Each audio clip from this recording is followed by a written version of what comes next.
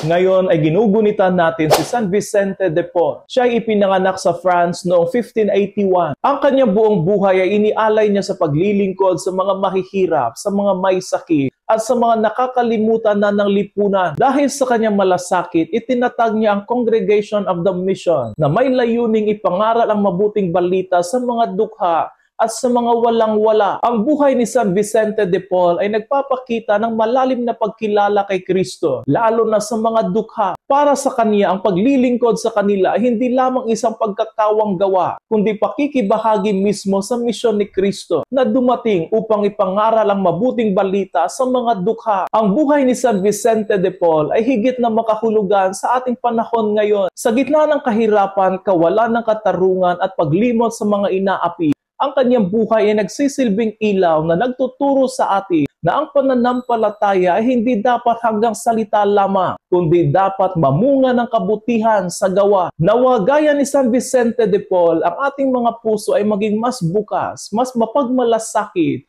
at mas handang tumulong sa mga nangangailangan. Sa kanya matututunan natin na ang kabanalan ay nakikita sa paraan ng pakikitungo at pagmamahal sa kapwa, lalo na sa mga pinakamahirap at nangangailangan. San Vicente de Paul, ipanalangin mo kami.